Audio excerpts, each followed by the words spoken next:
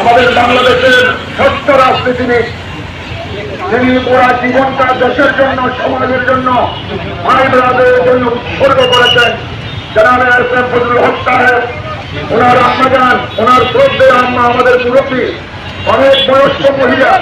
আমার জানা মতো তিনি অত্যন্ত আবেদা ছিলেন, আল্লাহওয়ালা ছিলেন, বড় নামাজি ছিলেন, মসজিদ গুজার ছিলেন। আল্লাহ অনেক বয়স পেয়েছে, আলহামদুলিল্লাহ। আল্লাহ আমাদের থেকে বিদায় নিয়ে গেলেন, আমরা তাকে তোমার দরবারে হাওয়ালা করে দিলাম। আল্লাহ তার এই নামাজে জানাজাকে কবুল করো।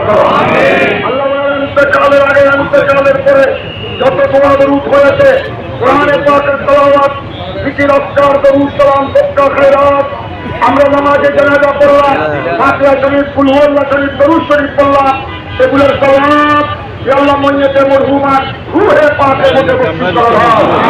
আমরা যারা নামাজে জানাজা আদায় করলাম, আমাদের অনেকের মা বাবা কবরবাসী হয়েছেন, আমাদের এলাকাবাসী, ইয়া আল্লাহ পরবর্তীকাল উদাহরণা, গত কয়েকদিন আগে বিমান দুর্ঘটনায় আমাদের কোটি কোটি ছেলেমেয়েরা দুনিয়া থেকে বিদায় নিয়ে গেল। ইয়া আল্লাহ পরবর্তীকাল দেশের জন্য, দেশের জন্য, ইয়া আল্লাহ পরবর্তীকাল ইসলামের জন্য, উম্মতে মাযহাবের জন্য যারা শাহাদাত বরণ করেছেন, দুর্ঘটনায় যারা দুনিয়া থেকে বিদায় নিয়ে গেলেন, প্রত্যেকের রূহে পাকের মধ্যে সওয়াব নসিব করো। আল্লাহ সুখা হবে পরিবার, আমাদের ফজলুল হক সাহেব, ওনার ভাই বোনেদের ভাই বোন, ওনার পরিবারের উপর আল্লাহ তুমি রহমান নাযিল করো, ধৈর্য ধারণ করার তৌফিক দান করো। আল্লাহ আমাদের মুরব্বীকে জান্নাতের মেহমান হিসেবে কবুল করো। আল্লাহ তার কবরকে বেহেশতের বাগানে পরিণত করে দাও। দাফনের পর হাদিসে পাকের বর্ণনা অনুযায়ী মুনকির নাকিরের সওয়াল শুরু হবে। মুনকির নাকিরের সওয়ালের জবাব তার জন্য সহজ করে দাও। হাদিসে পাকের বর্ণনা অনুযায়ী দাফনের সাথে সাথে কবরে রাসূল পাক সাল্লাল্লাহু আলাইহি ওয়াসাল্লামের সাথে সাক্ষাৎ হবে। ওই সময় তিনি তার পক্ষ থেকে, আমরা যারা নামাজে জানাজা আদায় করলাম, আমাদের সকলের পক্ষ থেকে পেয়ারা রাসূলের দরবারে সালাত ও সালামের হাদিয়া পেশ করার তৌফিক দান করো।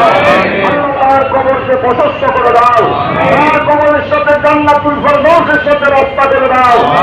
আমাদেরকেও খুদাবন্দ ঈদানের সাথে কলমা শরীফ পড়ে পড়ে নামাজ, তওবা, ইবাদত, বندگی সহকারে দুনিয়া থেকে জান্নাতের মেহমান হয়ে বিদায় গ্রহণ করার তৌফিক দান করো।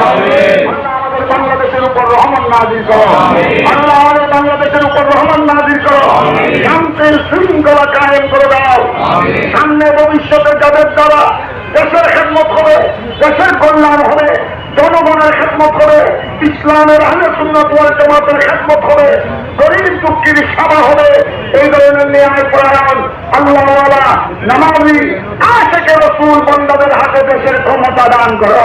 নবীদ্রোহী, নবীদ্রোহী, দেশদ্রোহী, ইয়া আল্লাহ ইসলামের দুশমন, কাফের, মুশরিক, নাস্তিক, মুনাফিকদের চক্রান্ত থেকে আমাদের প্রিয় মাতৃভূমি বাংলাদেশকে হেফাজত করো। আল্লাহুম্মা সাহিল ইয়া ইলাহি আলাইনা কুল্লা সুআমিন বিহুরমতি সাইয়্যিদিল আবরার সাকাল্লাহু তাআলাহা ওয়ারযাল্লাহু মাশরাহা ওয়াজআলাল জান্নাতা মাসওয়াহা ওয়া মাওয়াহা। اللهم افرشنا من فرج الجنة وألبسنا من لباس الجنة واصفى قبرك كما وصفت بين المشرق والمغرب وادخلهم في جوار رحمتك يا الله. وصلى الله وسلم على النبي الأمين وعلى آله وصحبه أجمعين وارحمنا برحمتك يا أرحم الراحمين.